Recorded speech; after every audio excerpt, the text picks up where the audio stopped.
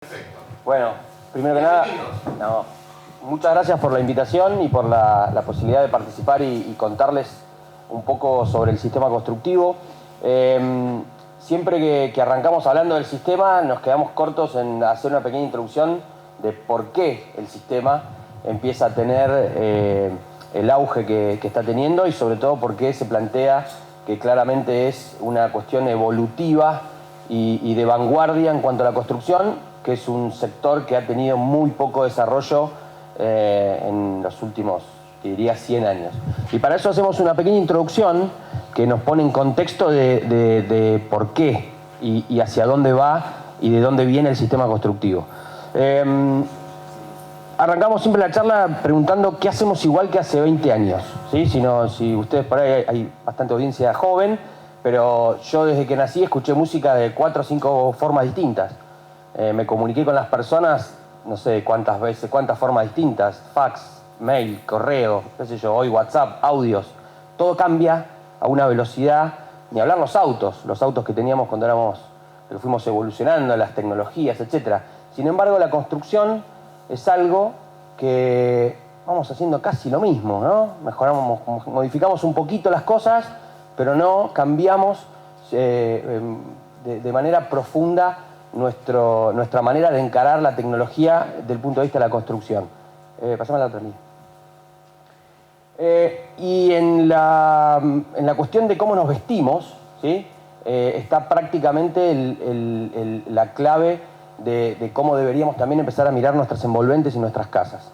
Nosotros hoy, si alguno está acostumbrado a seguir marcas de ejercicios, de trekking, de caminatas, etc., nosotros nos vestimos con las famosas 3 capas, ¿no? El confort del cuerpo empezó a partir de que se analizó la estructura de 3 capas, que es la primera piel, esa remera, ese algodón que tenemos pegado al cuerpo, que es quien nos da textura, que nos da confort a la piel, al tacto, y quien absorbe algo de nuestro calor del cuerpo. La segunda capa, el aislamiento, estos bucitos, estas telas nuevas que permiten que respire el cuerpo, pero que no se vaya tanto el calor. Tenemos telas para distintas épocas del año, para distintos climas, para distintas actividades, ¿no?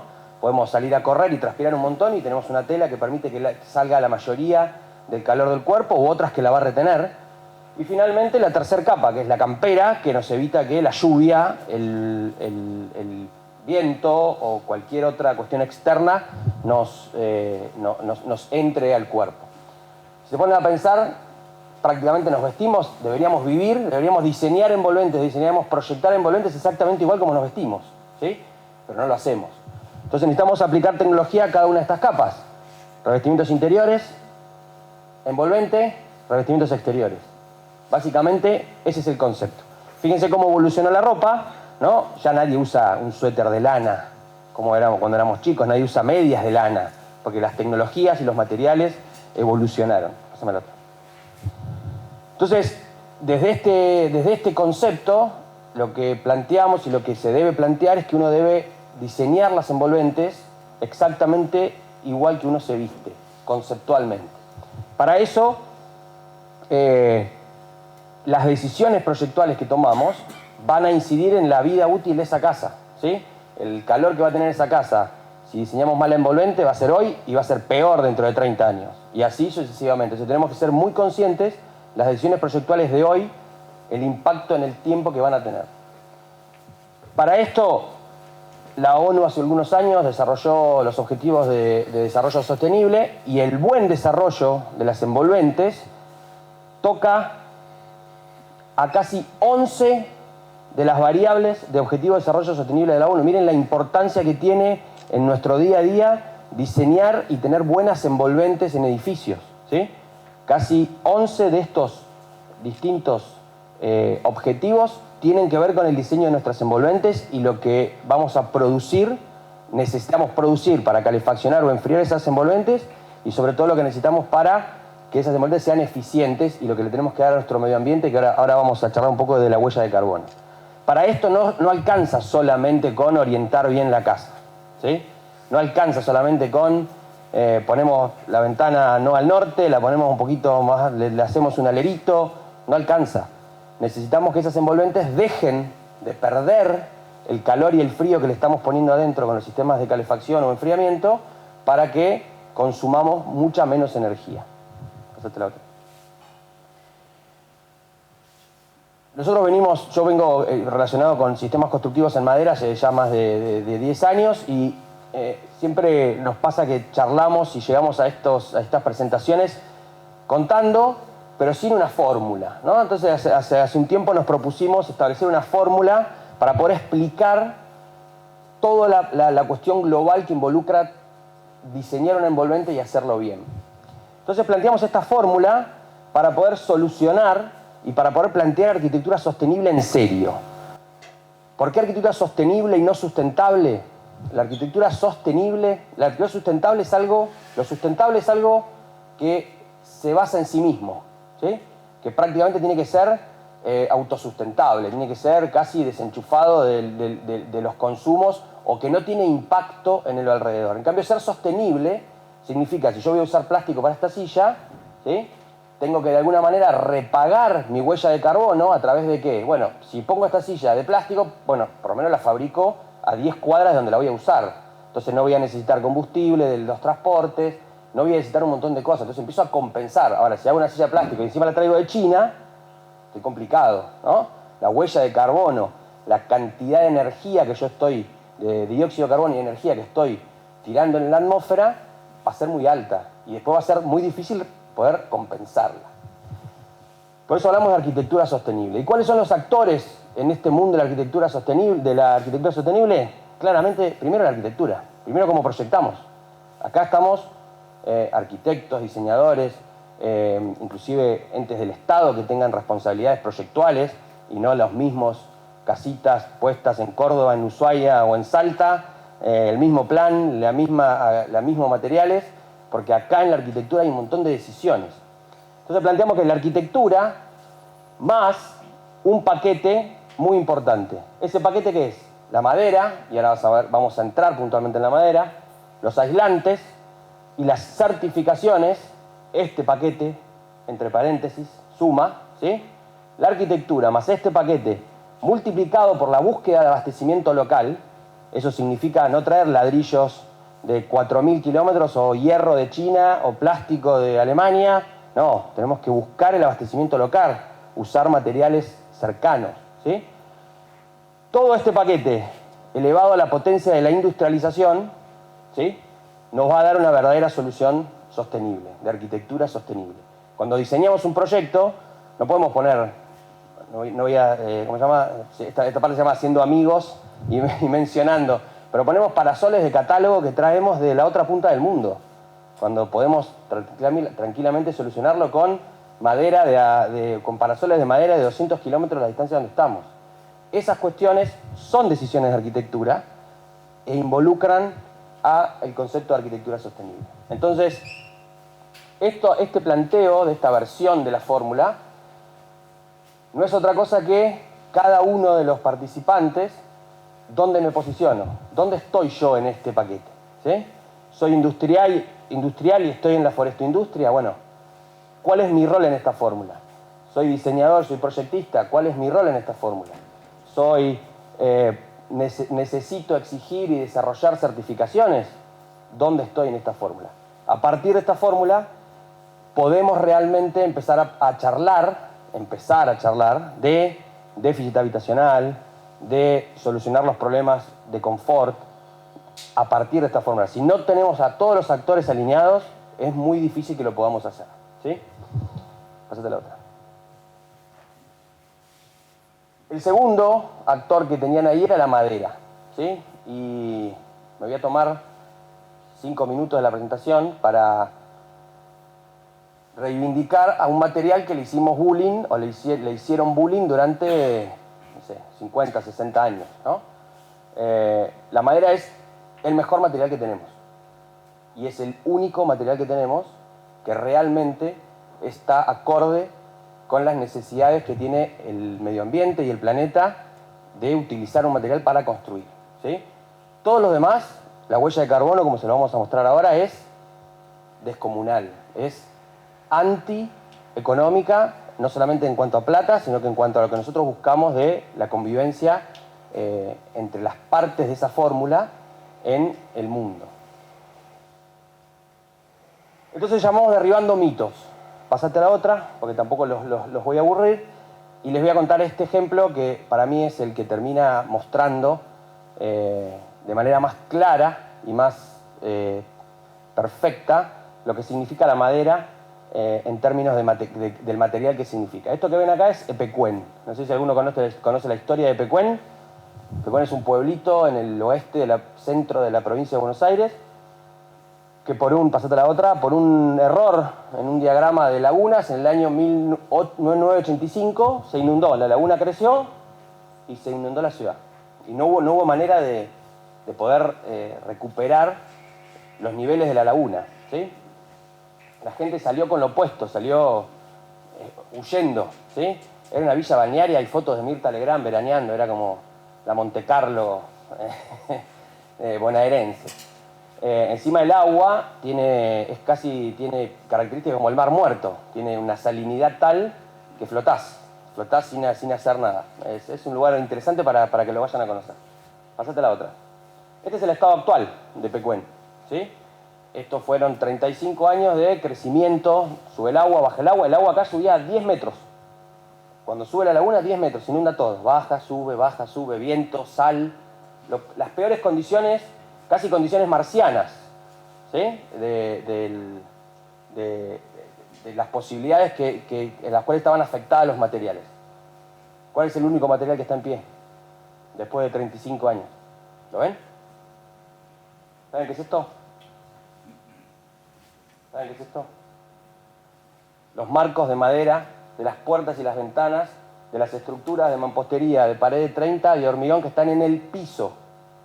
Acá no entró ninguna Bobcat, ninguna bomba rusa, ucraniana, nada. Esto es así, tal cual como los embates del tiempo, pasate a la otra, los embates del tiempo trataron los materiales. Esto que ven acá es de la poca mampostería que está en pie. ¿Saben por qué está en pie? Porque hay madera apuntándola. Hay madera que quedó como si fueran marcos, que quedaron protegidos, y la única, pasate a la otra, la única madera que está en pie es esa, ¿sí? Imagínense, de todos estos materiales que están ahí, hierro, pasate a la otra. Miren esto, esta foto a mí me encanta, está en la avenida principal. Esta mampostería está acá porque está este marco, si no estaría en el piso como toda la otra. Y este marco está soportando carga, tiene un escombro empujándolo, y está ahí, ¿sí? Entonces cuando les digan, no, porque la madera dura poco, no, porque la madera es débil, no, porque la madera... No, es mentira, chicos. Es absolutamente mentira. La madera es de los mejores materiales que tenemos, ¿sí? Pasate a la otra. Bueno, acá hay algunas más de Pecuén. Esta fue buenísima, ¿no? Una palma metálica en el piso, muerta. Y esta que te puedo asegurar que si le pones tensión en los cables, la podés seguir usando, ¿sí? Pásate a la otra. Bueno, podemos estar todo el día mostrándoles hermosos marcos de madera. Entonces, a partir de esa introducción y ya desmitificando lo que significa la madera como material, empezar a mostrar algo que a mí me encanta de la arquitectura vieja en madera, ¿no? La arquitectura tradicional en madera. Estos son, bueno, pasate porque no la vamos a hacer tan extensa. Estos son edificios en el mundo que tienen más de 400 años, 1000 años, 800 años, 500 años. Bueno, elijan el tiempo y elijan el lugar del mundo donde estén los edificios. Es cuestión de buscar y uno los encuentra. Pasate la otra. En este recorrido, ¿qué encontramos? Distintos tipos de arquitectura, ¿no? Pero esa arquitectura y distintos tipos como de lo que nosotros lo vemos hoy como si fuera una cuestión de terminación, de decoración, ¿no? Los colores, los dibujos, algunos que tienen. Pero eran detalles constructivos, y ahora se los voy a mostrar. Todas esas elecciones que hay de esta forma de techo, de estos colores, de marcar la estructura, eran no otra cosa que detalles constructivos. ¿Para qué? Pasate a la otra. Para cumplir la única condición que necesita la madera, para durar como Nepecuén. ¿Sí? La única condición que necesita la madera para durar como Nepecuén, ¿saben cuál es? Si se moja, se tiene que poder secar. Listo. Se acabó el diccionario. La madera, si se moja, se tiene que poder secar. Si logramos cumplir esa variable, acá tenemos miles de años de utilización de madera, las peores condiciones climáticas y la madera sigue sin ningún tipo de inconvenientes. Esto que ven acá, estos edificios japoneses, chinos y de distintas culturas orientales, que nosotros vemos estas terminaciones como, mirá cómo le ponían al diseño, ¿no? A la cuestión pictórica, ¿saben qué eran esos? Detalle constructivo. Esa era la manera que la gota de agua no permanezca en la madera. Simplemente esas inclinaciones, esas pinturas, esos gestos, era para que una gota de agua quede ahí, ¡clac!, y gotee. ¿Y para qué estaban separadas de la pared 1 o 2 metros? Para que la gota que cae al piso no salpique el muro y no se moje el muro. Todo esto que ven acá era la manera de hacer detalles constructivos, era la manera de resolver la única variable que necesita la madera, que si se moja, se tiene que poder secar. ¿Sí? Pasate a la otra. Y esto es simplemente contarles la segunda parte, por qué la madera hoy, ¿no? Y por qué la madera nunca debió dejar de ser. La madera es el único material que cuando llega a la obra, llega con huella de carbono negativa. ¿Qué quiere decir?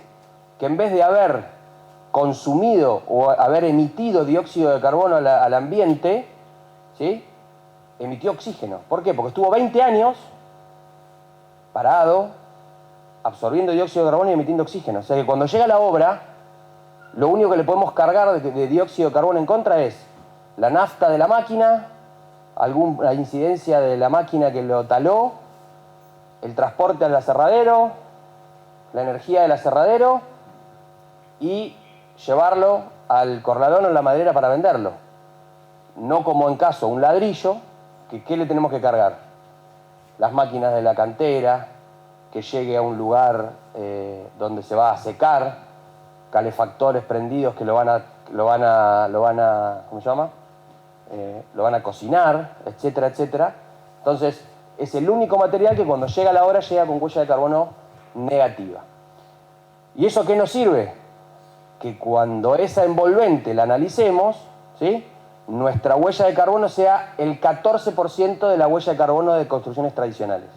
¿Sí? Imagínense el impacto que tiene consumir para la construcción, que es el 30% de las emisiones de dióxido de carbono del mundo, para las nuevas construcciones que tengamos para adelante, solamente consumir el 14% de ese dióxido de carbono. ¿Sí? Pasate a la otra. Esto en realidad tiene que ver con que a veces te dicen, no, pero no somos un país, no tenemos muchas plantaciones. Noruega en el año 1900 tenía el 10% de las plantaciones de madera que tiene hoy. Lo único que hizo fue plantar árboles. No es que tuvo que hacer muchas más cosas que esa. Plantar árboles y solamente que eso. Y simplemente mostrar cómo nosotros estamos en un punto cero. Tenemos la tierra, el agua, los lugares listos para poder plantar muchísimo madera para poder dar respuesta a las necesidades que vamos a tener en los próximos años. Pásate a la otra. En el resumen, para poder ya pasar al sistema constructivo y explicarles por qué hice toda esta introducción, básicamente, ¿cuál es el rol de la madera? Esto que ven acá, este gráfico, le está mostrando la huella de carbono con la cual llegan los materiales a la obra. ¿Sí?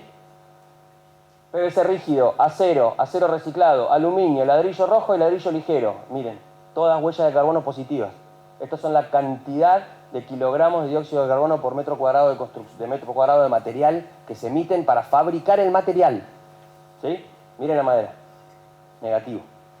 ¿Sí?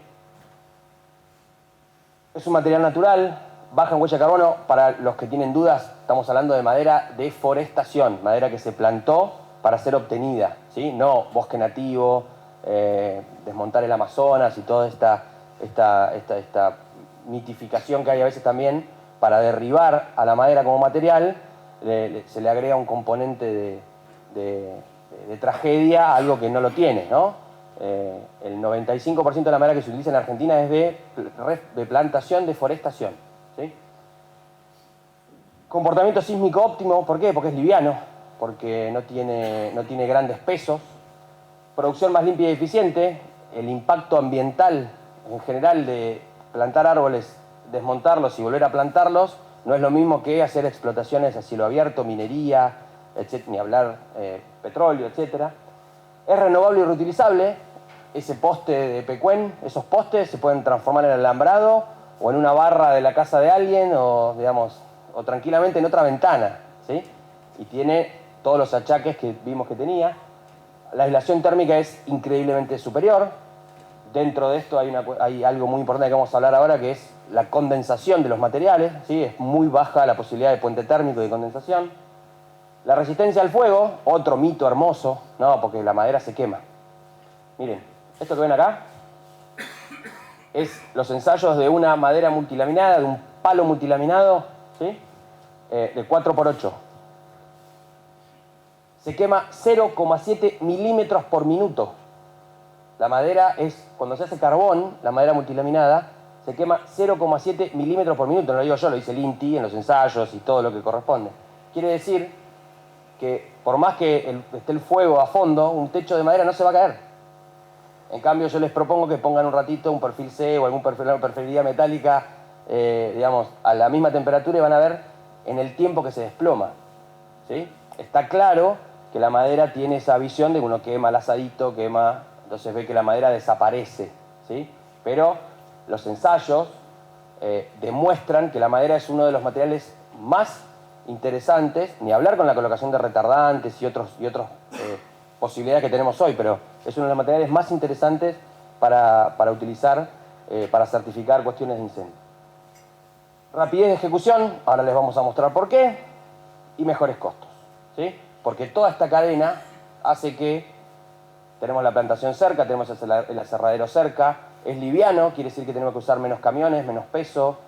La sucesión de circunstancias que vamos a tener a través de la elección de la madera como material son increíblemente superiores. Pásate la otra. Bueno, ¿alguna consulta hasta ahora? ¿Alguna pregunta? ¿Alguien que quiera...? ¿No? Bien, perfecto. Entonces, en este momento es cuando, después de haber derribado todos estos mitos y haber puesto en valor y puesto en la realidad de lo que sucede con el material madera para utilizarlo en la construcción, es que contamos sobre el sistema constructivo CIPTAO. ¿Por qué CIPTAO? Pasate la otra, Miguel. ¿Por qué CIPTAO? Porque CIP significa Structural Insulated Panel. En inglés es una sigla que significa panel estructural aislante. Es un panel que tiene características estructurales y tiene características aislantes, ¿sí? El panel no es otra cosa que dos caras de OSB de 11,1 estructural con un corazón, con un alma de EPS de alta densidad de 20 kilos, en este caso 70 milímetros, pero puede ser 90, puede ser 140, puede ser el espesor que uno quiera, ya dependiendo de las necesidades térmicas que yo tenga en el lugar donde quiera construir. Las placas de OSB, ustedes las conocen, son las placas de madera de OSB, que se hace a través de hojuelas de madera, de ciertas especies de madera, que lo que tiene es características estructurales, ¿sí? Pásate a la otra.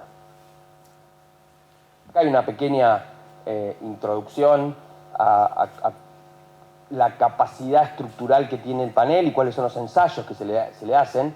Imagínense, un panel SIP tiene 18 toneladas a la compresión de certificación. Eso significa que, imaginen el camión más grande que vieron con piedra bocha andando por la calle, cargado de piedra bocha arriba de un panel, ¿sí? O imaginen una casa de 60 metros, una casa de 60 metros cuadrados arriba de un panel. Esa es la capacidad que tiene el panel de absorber esfuerzos de compresión. Ni hablar los que tiene de empuje, de corte, etc. Pasate a la otra. Acá lo que hay es un detalle, si quieren después nosotros les dejamos acceso, no sé, hay un Google Drive donde uno puede descargar toda esta información, los manuales de instalación que ahora van a ver. Nada, simplemente es un poco contar esto, la posibilidad de ahorro de energía. ¿Por qué? Porque un panel SIP es el equivalente a 3 paredes de ladrillo 18, térmicamente. ¿Sí? 3 paredes de ladrillo 18. Imagínense una casa con 3 paredes de ladrillo, con solamente el panel que vieron ahí. Es un sistema modular y prearmado. Ahora van a ver por qué, ahora se los voy a mostrar. La resistencia a las cargas estructurales, las 18 toneladas. Excelente aislante acústico. Excelente aislante térmico. Recién les contaba por qué. Reducción del costo de materiales. Cuando va a la obra, los paneles van como un kit, como un Lego, como un Rusty, para que nadie se enoje. Van como un Ikea, alguien me dijo ayer, el formato Ikea, ¿no? Es liviano, un panel pesa 60 kilos. 60 kilos. Imagínense lo que tiene que ver también con la puesta en valor de la mano de obra que está acostumbrada a cargar una bolsa. Imagínense que un panel es una bolsa de cemento. ¿Sí? Tomar dimensión de eso. Y esa bolsa de cemento que va a rendir X cantidad, en el caso del panel son 3 metros cuadrados. 2.98, bla, bla, bla. Eso es un panel, 3 metros cuadrados, 60 kilos. ¿Sí? Y finalmente, la resistencia al fuego, y algo muy importante, las características que tiene el sistema de, al no tener capilaridad, no hay chances de humedades, salitres, no hay chances de ninguna de esas patologías que estamos acostumbrados en la construcción tradicional. Bueno, muy importante, es un sistema constructivo. No es cambio el panel por un ladrillo, cambio el panel por un muro de steel frame. Es un sistema, ¿sí? Cuando hablamos de sistema tenemos 4 patas claves. Proyectistas. Hay que proyectar, salir de la zona de confort con paneles. ¿Por qué? Porque una casa de paneles tiene entre 30 y 60 detalles constructivos más que una casa de construcción tradicional. ¿Por qué? Volvemos a las fotos de los edificios japoneses, porque tenemos que resolver una sola cosa, que si se moja la madera, se pueda secar. Y para eso debemos analizar cada lugarcito, cada circunstancia, cada encuentro, y si en ese lugar vamos a tener la posibilidad de que el agua se meta ahí y se quede un tiempo largo, vamos a tener que resolverlo. ¿Sí? ¿Cómo funciona el sistema? Muy simple. Un panel se une con otro panel, lo vamos a ver hoy, ahora trajimos los paneles y las herramientas para mostrarles cómo es que funciona. Se vincula uno a otro con un pequeño taquito de 2x3 o 2x4 que se clava con clavadora neumática y ¡clac!, se encaja. No hay mucho más misterio que eso. ¿Sí? Pasate la otra. Todos los detalles constructivos, cómo se une el panel en corte a la platea o al sistema de fundación, puede ser platea, puede ser estructura elevada de madera, estructura elevada metálica, cómo se unen en una esquina, ¿sí? Cómo es la vinculación en L o cómo es la vinculación en T.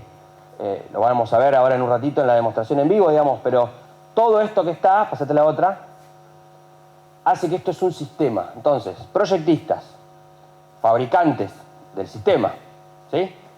Proveedores de materiales de todas estas pequeñas, grandes contribuciones. Estos tornillos, estos clavos, estas membranas, estas pinturas son lo que hacían en los templos japoneses, los detalles constructivos que nos van a permitir llegar a un buen resultado. Y finalmente, la mano de obra. Digamos, esas 4 partes del sistema tienen que estar absolutamente alineadas y no hay una más importante que otra. ¿Sí? Son todas partes de cómo se estructura un sistema exitoso. Pasate a la otra.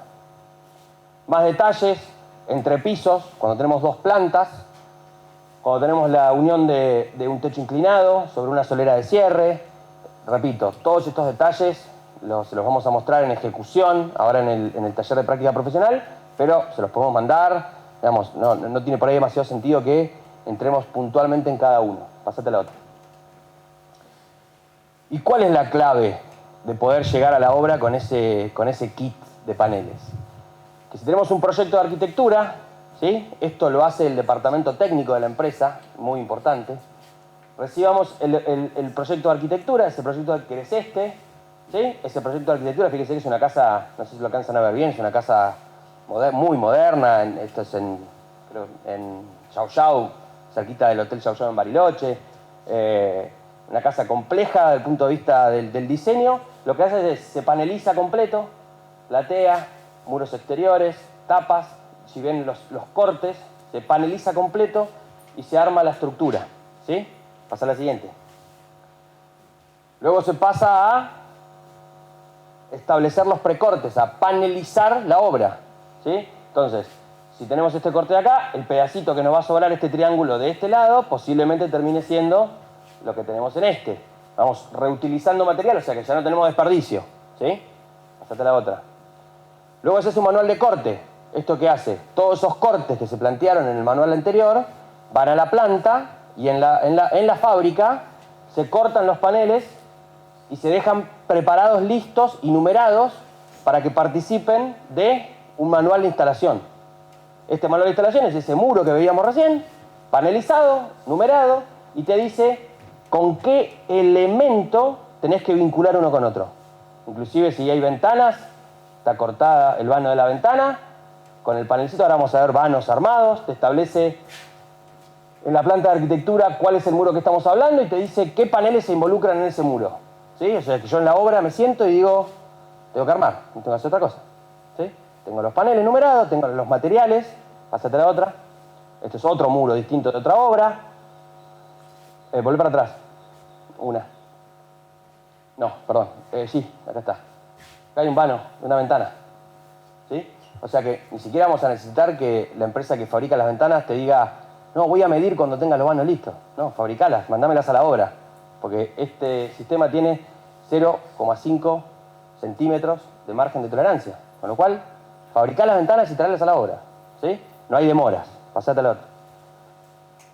Plano de soleras. Esta es la manera en la cual las soleras de base, que es la manera que anclamos el panel a la platea, en este caso, que es una platea, donde van las varillas roscadas o los tornillos especiales, cómo se colocan, el replanteo, todo esto sale de departamento técnico de la fábrica. ¿Sí? Pasate a la otra. Y esto que ven acá es un kit de paneles.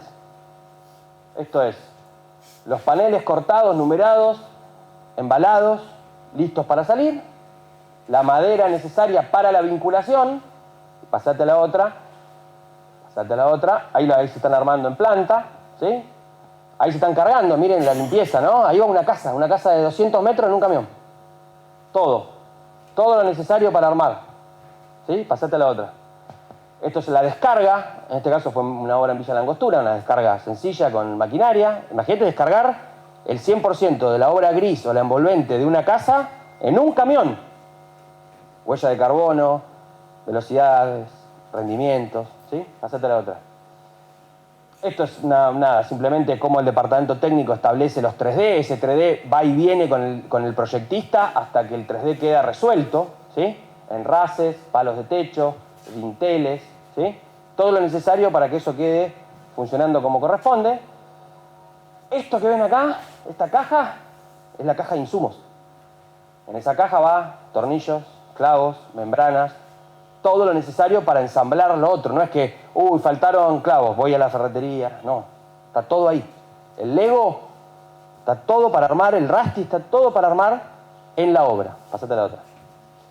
Esto es una imagen típica de obra, donde ya no hay pilas de arenas y mugres y romper para arreglar, para volver a romper, para volver a arreglar, para poner un caño, para etcétera, etcétera. Este es uno de los detalles. A veces decimos que cuando el instalador de paneles SIP es casi una coreografía la manera en la cual instala, ¿sí? Y tiene un poco de pastelería, un poco de... ¿cómo es? Cortan membranas y, digamos, ¿cómo es? No me sale, corte y confección, ¿no? Es una manera de instalar coreográfica que tiene un montón de circunstancias diferentes o muy diferentes a las que estamos acostumbrados. Cintas selladoras, membranas hidrófugas, clavaderas prepintadas, maneras de sellar. Un típico, esta obra es acá en Corral de Bustos, acá cerquita. Típico escenario de una obra. Un día de obra, puedes haber puesto casi el 50-60% de toda una envolvente, sin ningún tipo de problema. Pasate. Eso es un quincho esta obra sí, en este estado que está, cuando ya, miren, fíjense las instalaciones. Ya pasaron las mangueras de las instalaciones, ¿sí? Esta obra creo que para llegar a ese estadio son 4 días. Un quincho de 90 metros cuadrados. ¿Sí? Pasate. Después la terminación, ¿no? Pásate la otra. Otro modelo, más instalaciones pasadas. En este caso, apuntalamientos porque hay una galería, paneles de techo también térmicos. Pasate. Esta obra que ven acá es la obra que vimos al principio, que estaba el corte del techo en diagonal. Es esta misma obra que ya se está armando. Bueno, y podemos ahora para andar pasando, Miguel, ni hablar, modelos de casas transportables, tiny house, todo esto que está como muy de moda. ¿Por qué? Esto se presentó en la Bienal en FITECMA del año 2019, en la Bienal de Arquitectura de Buenos Aires. Esto se armó en 2 días, adentro de la misma feria. Está hoy en el campus de la Universidad de Morón, terminado, no ahora lo van a ver terminado más adelante. Térmico, liviano y estructural. Listo. Es como moldear arquitectura de una manera muy distinta a la que estamos acostumbrados. Este módulo ganamos un concurso durante la pandemia. Es un módulo que se van conectando módulos y puedes armar un gran hospital, ¿sí? Un concurso que hizo la Asociación Central de Arquitectos de Buenos Aires. Pasate. Estos son módulos petroleros. La fábrica madre está instalada en Neuquén, entonces hay como mucho necesidad de resolución en el campo y son armados de módulos petroleros. Este es el que vieron recién, enchapado en madera, en la entrada a la Bienal de Arquitectura del año 2019. ¿Sí? Pasate. Nada, estos juegos que hacemos en la fábrica. Armamos estos modulitos. Acá no hay estructura de ningún tipo salvo el panel. ¿Sí? Es más, este modulito está en una plaza en Neuquén. Lo enchapamos y lo donamos a la plaza. Está ahí hace como 5 años. Revestimientos exteriores. Se nos abre un mundo. Imagínense lo que significa poner chapa negra en lugares calurosos en sistemas constructivos no térmicos. Es como condenarlo, es como diciendo, mirá, te hice una caja de tortura, la vas a pasar mal el resto de tu vida en esa casa, digamos, ¿no? ¿Vos por qué podés poner chapa negra? Porque tenés adentro... yo me puedo poner una... ¿Cómo se llama? Una campera... una camperita finita. Pero abajo tengo de esa tela espectacular, volviendo a lo que hablábamos de la ropa, ¿no? Entonces, ¿por qué puedo poner esto? Y porque el calor no pasa, porque la pared que yo tengo térmica es espectacular, ¿sí? Entonces, chapa, siding, madera, kiri... elijan el revestimiento que quieran y diviértanse, básicamente. Pasate a la otra. Pasate a la otra. Nada, chapa blanca, chapa negra, pasate.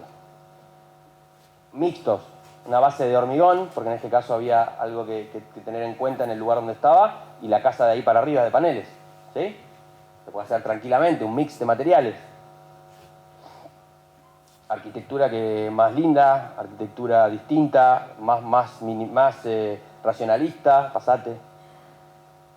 De otro contexto, esta es una obra que está totalmente elevada en un bastidor metálico, esto está en Santa Rosa La Pampa, pasate. Un mix donde todo es de paneles menos un pequeño techo metálico elevado, lo mismo, mix de soluciones, o sea, arquitectura, lo que uno quiera. Sistemas exteriores tipo ACE, como se utiliza en el steel frame, sin ningún problema, ¿sí? Pasate. Una base operativa de una empresa. Arquitectura elevada, arquitectura más plana, digamos, no hay limitantes con respecto a esto. Ahora, ¿qué es clave? Van a ver en todos lados que ven esa membrana hidrófuga, ven, en este caso, como va chapa, la clavadera va horizontal. En este caso, como fue un revestimiento como un revestimiento plástico, la clavadera va vertical. Ahora, ¿cuál es la clave de esto? ¿Cuál es el detalle constructivo? El panel SIP debe tener siempre, para que funcione, una cámara de aire exterior. ¿Para qué? Por si se moja, tenga cómo secarse. Es el mismo principio del detalle constructivo que hablamos. No sirve ponerle al panel directamente el revestimiento exterior, porque lo que hacemos es, si le pegamos algo directamente al panel, si se moja, se va a pudrir o vamos a tener un problema. Entonces, ese detalle constructivo de la cámara de aire es clave para la durabilidad del sistema. Pasate. Nada, estos son ejemplos de distintos tipos de arquitectura, son todas obras hechas acá en Argentina, no hay nada, nada de otros lados del mundo, que claramente en otros lados del mundo el sistema tiene un nivel de presencia y muchísima aceptación, tal cual. Esta casa, ¿vieron la vieron un poquito atrás, que era esta obra, les dije, en Corral de Bustos? Bueno, esta es la misma obra de Corral de Bustos, 62 días después. ¿Sí? Velocidad de obra. 60 días después de lo que vieron a esto. ¿Sí? ¿Por qué? Porque esa envolvente de paneles se instala en 10 días, 15 días, 20 días. Después, poner piso, pintar es pintar, digamos, después no hay, después, digamos, tiene que ver con la calidad de la mano de obra que tengamos, pero nos sacamos de encima todo ese proceso de obra gris, así, en muy pocos días. Pasate. Nada, un poco mostrar que hay muchos edificios, hay obras emblemáticas de empresas que están hechos con paneles y si no te les digo, che, este está hecho con paneles, no te vas a dar cuenta, digamos, no es que la construcción en seco toma rasgos que te van a limitar desde el punto de vista arquitectónico, todo lo contrario, o sea, se te abre un mundo de posibilidades por la liviandad, ¿sí? Y por la posibilidad de tener un panel que sea estructural y aislante al mismo tiempo. No necesitas más cosas que el panel, ¿sí? Pasate. ¿La voz? Igual, bueno, hay más presentaciones de obras y más... ahí estaba el final. Pero bueno, un poco la idea era hacerles un pantallazo. Ahora vamos a ir al taller de práctica profesional y vamos a instalar. Trajimos las clavadoras, trajimos los paneles, trajimos todo lo necesario, ese poliuretano, las membranas, trajimos pedazos de instalaciones eléctricas para que ustedes vean cómo pasan por esa cámara de aire y poder sacar todas las dudas que tengan. Un último comentario que tiene que ver con la arquitectura, con las nuevas generaciones, digamos, es clave entender de que para poder cambiar hay que salir de la zona de confort. ¿Sí? Hay que cambiar la piel, diría, ¿no? Uno tiene que hacer una metamorfosis. No desde el punto de vista proyectual, ¿sí? Sino que desde el punto de vista del compromiso. Si volvés para atrás, Miguel, a la fórmula, si podés volver para atrás, que está al principio, esa fórmula te posiciona en tu compromiso como profesional y tu compromiso como parte de todo ese mundo. Entonces, si vas a hacer ese salto, la idea es que empresas te acompañen en ese proceso. Y lo que tenemos hoy en Argentina, gracias a Dios, contado con también empresas como Fisher, como Rotoblas, Dorkin, me voy a olvidar de alguna y me van a llamar después, pero hay una cantidad de empresas que están comprometidas a entender que el salto al vacío no lo pueden dar los profesionales ni los clientes porque sí, ¿sí? Hay un acompañamiento, entonces no tengan miedo, hay detalles constructivos, cursos, videos, hay todo para poder salir de esa zona de confort, pero tiene que estar la decisión interna de cada uno de ir por el camino correcto y hacer las cosas de la mejor manera posible para todo el planeta y sobre todo para vivir uno mejor. Así que bueno, primera parte,